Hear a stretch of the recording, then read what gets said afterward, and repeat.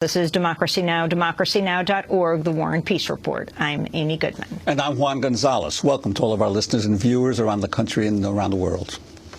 Today, in a Democracy Now! Special on this week's 10th anniversary of the U.S. invasion of Iraq, we spend the hour looking at the remarkable life and imminent death of one Iraq veteran, 33-year-old Tomas Young.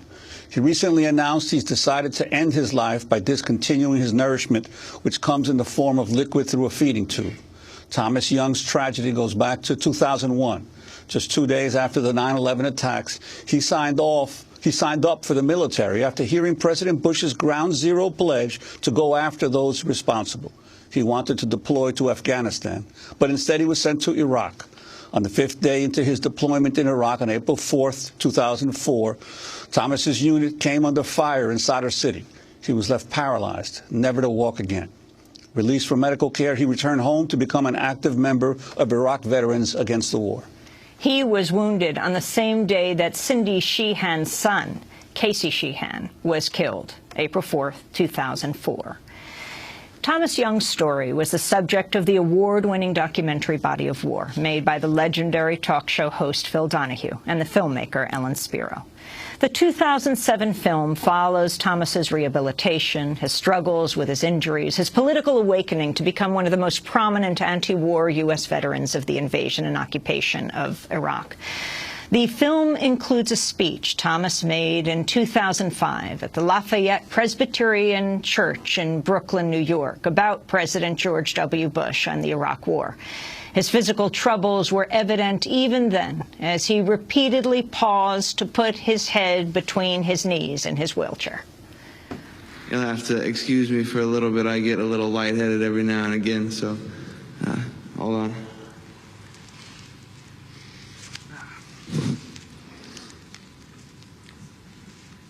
I'd also like that during this speech I may say the word a lot and stammer a little bit, so forgive me for sounding a bit presidential.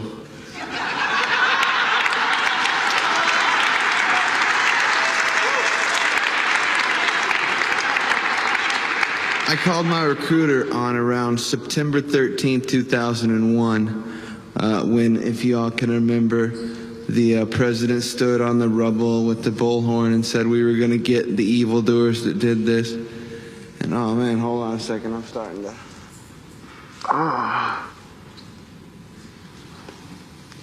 Yeah. We're good.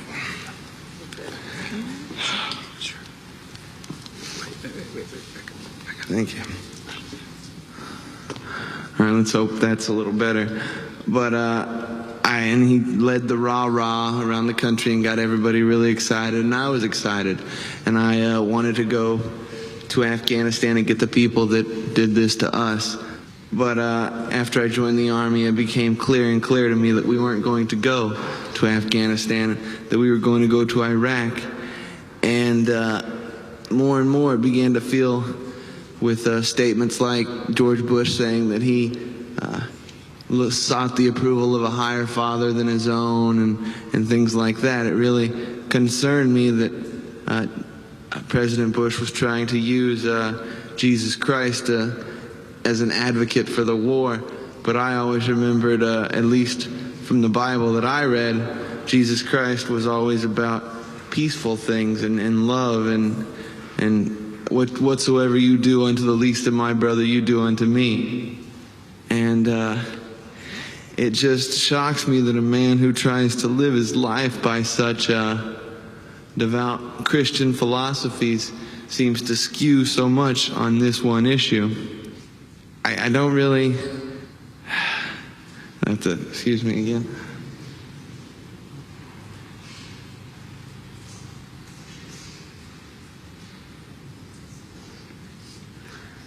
Sorry, it's a little hard to regulate my body temperature, and it is hot up here. But I heard somebody once say that the only thing necessary for evil to triumph is for good men to do nothing. So just everybody keep together and stay strong, and one day we'll get what we need to get done. And thank y'all for waiting, and I hope I didn't disappoint. That was Tomas Young speaking in December 2005, captured in the film Body of War, a documentary by Ellen Spiro and Phil Donahue.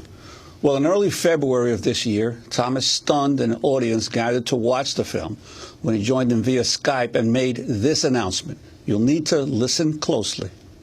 In July of last year, I began to experience sharp pains in my abdomen. And I went to the VA, and they treated me like I was the second-class citizen, a junkie looking for pain meds just to get high. You know, I was genuinely in pain. I went to a private hospital, treated much better. They suggested a colostomy, so they removed my colon. I thought that would reduce the pain. It did for a few days, but the pain came rocketing back. And I decided to go on hospice care when I have a pump that provides the same IV medication the hospital provided. And after my 1 anniversary with my wife, I will begin to wean myself off of food and one day go away. And one day go away. Iraq War veteran Tomas Young. At the age of 33, he has said he's decided to end his life. This week, he published his letter, titled The Last Letter, a message to George W. Bush and Dick Cheney from a dying veteran. In it, Tomas writes, quote, "You may evade justice, but in our eyes, you're each guilty of egregious war crimes, of plunder, and finally of murder, including the murder of thousands of young Americans, my fellow veterans, whose future you stole," he wrote.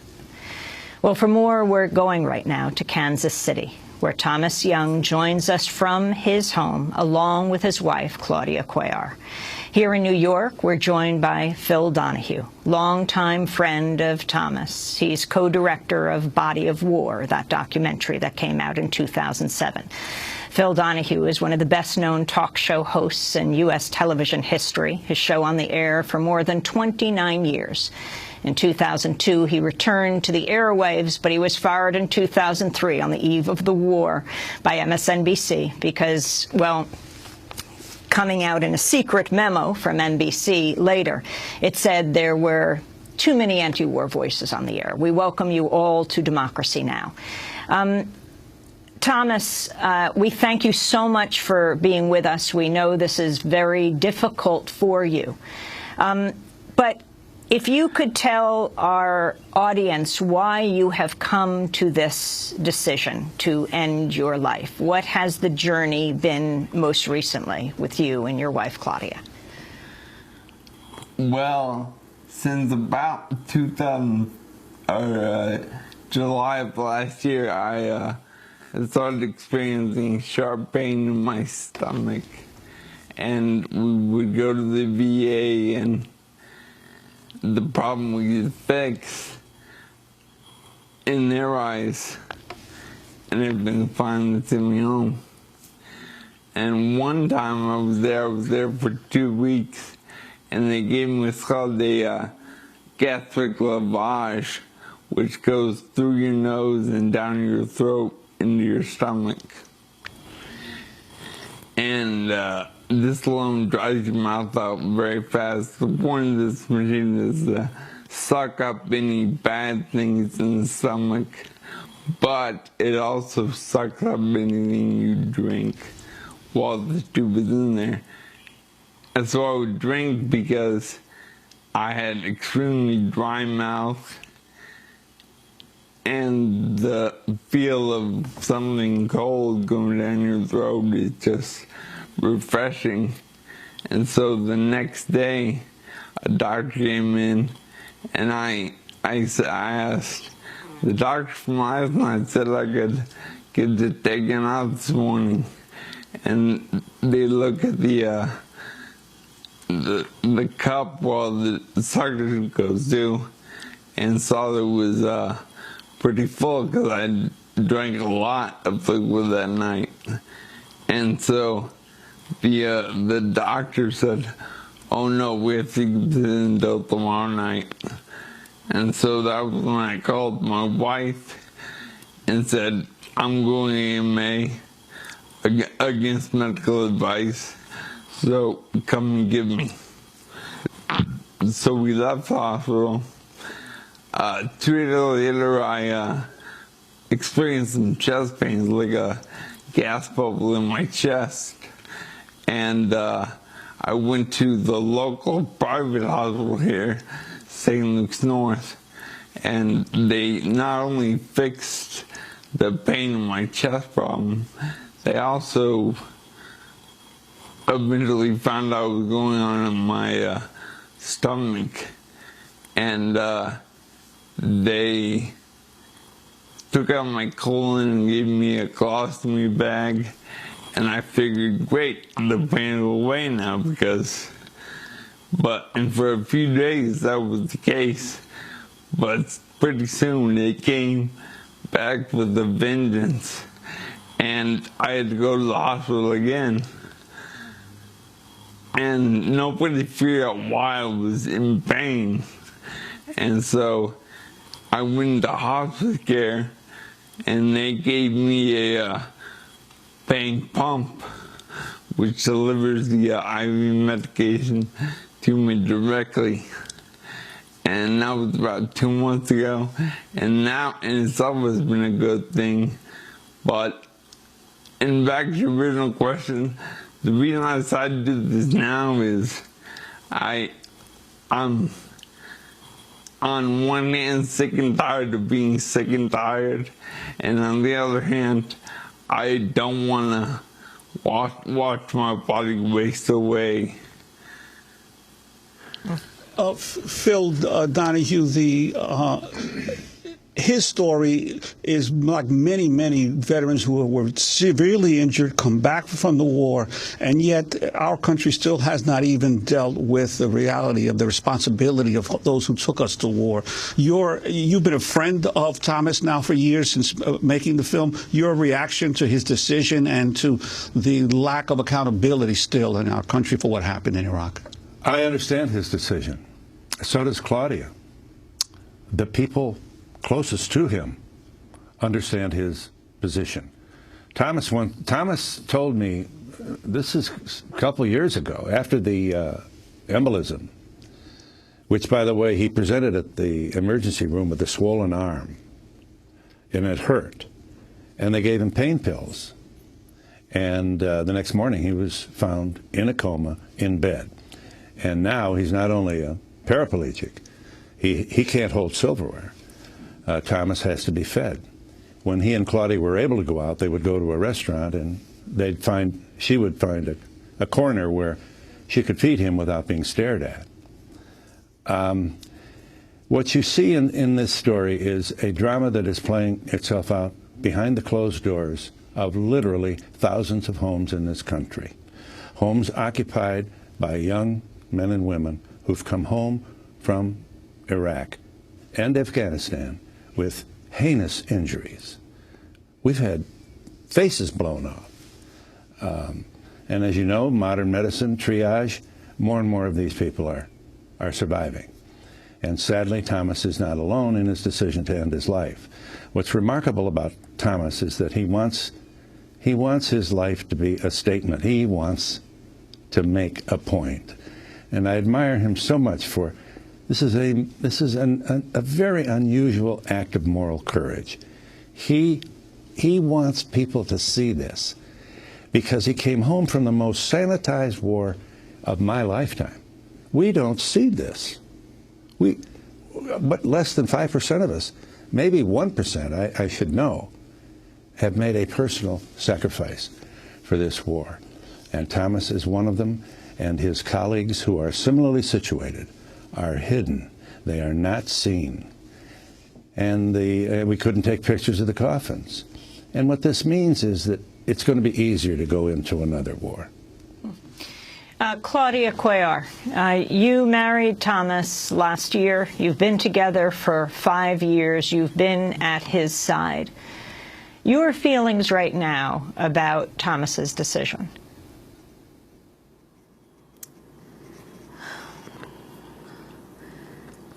It's really emotional, and it's overwhelming, but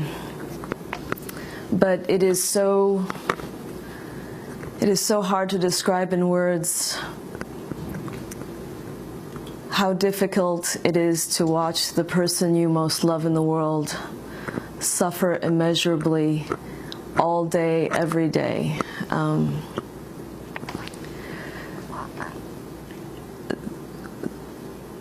During the time we were together, the first, 3.5 years, we lived with a certain amount of suffering that we accepted. But last year, when the medical problems started beginning, and we had to be in the hospital the whole time, then we kind of crossed a threshold where he was suffering so much more than he was able to live or enjoy anything about his life. So we gave the ostomy surgery a shot. We considered hospice last fall. And where is the VA in all of this? The VA, when I went to them and I had to have the colon removed, the GI team at the Kansas City VA, which is from what I hear highly regarded in the country, said they were only they've only done colon removal on cancer patients, never spinal cord injury patient. They transferred me to St. Louis, which is the spinal cord based hospital. It's the nearest spinal cord facility run by the VA. We called them. They said they couldn't get them for a while, right? Yeah, there weren't beds available. And since Tomas had taken himself out of the VA against medical advice because of the way he was treated, they knew him as someone that was going to leave, and they just were reluctant to offer a bed, quite frankly. Mm-hmm. We're going to go to a break, and then we're going to come back and also talk about the letter you have written, Tomas, the letter that you've written to, former President Bush and Vice President Cheney.